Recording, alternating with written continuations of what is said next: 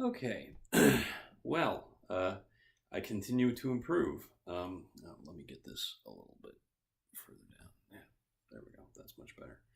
Uh, I've been sort of doing a theme this week, and so I had to go back and watch the last two vlogs to figure out what I'd been saying, so I can sort of continue into this one.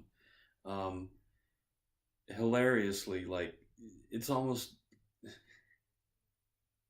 it's funny. I always imagine a crowd. I imagine I'm giving a speech in front of an audience because I sometimes do that. Sometimes if I feel like I'm captivating an audience, I become captivated. And if I have a whole crowd of people standing around listening to me talk, it feels good sometimes. Other times it's terrifying. I wish I could make it always feel good. But I think I'm going ahead of myself. This is the vlog for March 15th. And we're going to be talking about Transformers again today. So if you were bored by the last two, and I actually happen to know that there were no viewers. As of today, no one has watched the last two vlogs I've posted, which is probably the same deal for the last seven. I'm not a famous person. If people start watching these, they're going to come into them later. But as of right now, I have no actual audience. But that's fine. Like I said at the start of that, this isn't for other people. This is for me. This is my midlife crisis, and I get to do what I want with it. So I'm going to talk about Transformers. I'm going to start today by showing off this guy. Yes, this is more sticker stuff. This is the originally. So okay, this is a little complicated, and I want to be very brief about it because I want to get back to what I was talking about yesterday.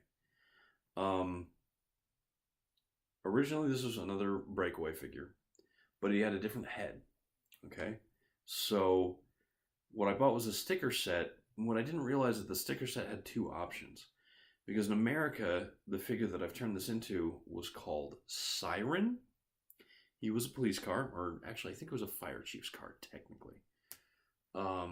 So that was Siren. But there was also another option. There was an option for stickers. Instead of being sort of red and fire chief themed, they were all blue and black and police themed, because the other option was Go Shooter, who was the Japanese equivalent of Siren and was in fact the sort of young human avatar for the viewer of the Japanese TV show named Shuta Go. Go Shooter is a play on his name. And it makes sense that I did this, because the Minerva was the female would-be love interest if they weren't just a couple of very young kids. So Minerva, now I have a Minerva and a Go Shooter, and they're gonna hang out together and have adventures in my head like all the other toys I have. But I really like that. Like, one of the things about this is that they've really toned down the red, because there wasn't any red on Go Shooter. It was a purely white, blue, black, and a little bit of gray figure. And I'm not into collecting old Japanese toys. I don't have that kind of money in my life. But so this was this was an $18 figure with a $9 sticker set. So again, spending about $30 to get a figure that, if I got the old version, it would be an unposable brick, and it would probably cost me around $80. So this is a deal. But even though this is about Japanese, even this figure is a Japanese whatever, that's not what I'm going to talk about today. Yesterday I talked about Megatron. Megatron and his Decepticon movement. You are being deceived. What started off as dissident papers, I used the term papers yesterday, and I use it loosely. These are obviously data files, like a Word document, which we call a document even though it exists only as data. So think of it as being a paper in the same vein. They were speeches or essays that were disseminated amongst Cybertronians through secret means. And Megatron's original vision was for a peaceful revolution. That didn't happen. After he had gotten a taste for violence in the gladiatorial pits, he became the worst warlord and tyrant that the fictional planet of Cybertron had ever seen. His motto was peace through tyranny. He believed that anyone in opposition to him was an obstacle to be removed, not a person to compromise with.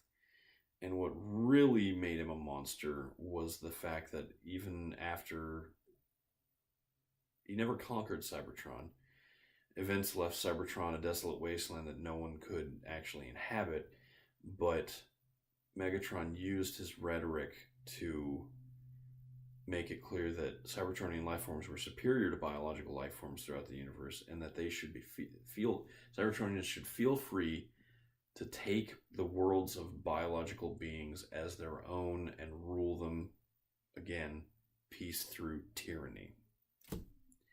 What a piece of work. So, where is the much more famous Optimus Prime in all of this? Well, in the IDW comic universe, Optimus Prime started off as a being known as Orion Pax. Orion, in human mythology in the real world, was a hunter. Obviously, Orion the Hunter is a pretty famous constellation. Orion Pax is a hunter of criminals. He's a peace officer, if you really want to call it that. He worked for the Cybertronian Senate when they were still in power, but he also read Megatron's work while he was still a peaceful miner who was just coming up with radical ideas and not a violent warlord. He met Megatron briefly after Megatron had been accidentally arrested and then brutalized by thugs sent by the Senate into trying to keep him quiet. Some suggestion in the comic is this is where he first got the idea that violence is what was going to set his movement into real motion. But Optimus wasn't like that. Optimus Prime's motto has always been, freedom is the right of all sentient beings. But in that Transformers universe, in that early universe with racial apartheid, where what you turned into, aside from a robot, determined what you were going to do in society, he thought that people should be free to choose what they wanted to be, and that, the merit of their character and the merit of their skills should work towards whatever. He knew a fellow who was a aerial vehicle, sort of a high-speed helicopter, but that guy wanted to make watches. He liked timepieces. He wanted to make very precise instruments of keeping track of time. The Senate didn't like that, so they got a hold of him and they chopped off his hands and his face. This is something that this old Senate force in the Transformers history IDW established would do to punish people who spoke out against them. They called it imperuta or something along those lines. It's a real-world Latin term that means disfigured, I think. And that was what they did. This sort of act wouldn't kill a Transformer, and it was still harmful. It still hurt. These things are programmed, if you want to call it that, to feel pain. But this is the sort of brutal authority the Senate had, and Optimus Prime spoke out openly against it and denounced it eventually, and started an Autobot movement. Orion Pax did all this. Optimus came later. It was after Optimus became disillusioned with the primes that he was at odds with, even though they were technically supposed to be taking care of Cybertron. Eventually, Megatron killed every single prime that came along, and then there was a period where there were no primes. And that was when Optimus was, miraculously, he found a artifact known as the Matrix. And the one that holds the Matrix is the true prime. And what a lot of Cybertronians didn't know is that none of these other primes Optimus Orion had been following had the Matrix at all. They claimed to, but they never actually knew where it was. And Optimus is the one that actually found it. But although this does seem a little bit like, the Lord's chosen sort of religious iconography, I've never known how to actually pronounce that word correctly. The comic also stresses that Orion, Optimus, whatever you wanted to call him, was a deeply concerned and compassionate person who used violence as a last resort, but was not afraid He was not afraid when he had to fight, and he only fought as much as he needed to. He showed restraint, he showed forgiveness, even at times when he shouldn't have. And also, in a weird way, he didn't always show restraint. At one particular point in the IDW comic, Megatron has been defeated and captured. But Optimus is bearing a lot of ill will. He obviously holds Megatron responsible for the deaths of millions, and Megatron has only recently killed a few good friends of Optimus. And there's a scene where Optimus is given control of these harmful restraints that are keeping Megatron from breaking free and destroying everything again. And Optimus nearly kills him using these restraints. And some part of me finds that horrific, that this hero of my childhood who never did anything like that could be moved to such violence and such anger, even at his most, notorious foe. And then another part of me was sort of not okay with it, but amazed to think of this guy who I had idolized. My dad was a pilot. He was away from home a whole lot. Optimus Prime showed me on this silly cartoon for kids that I bemoaned yesterday. He showed me what was right and what was wrong, and to see him doing something that was wrong and that he knew was wrong was pretty spectacular. And I think that's one of the things that speaks to IDW's strength. They are willing to take chances. They are willing to portray characters in a different light than we're used to seeing them.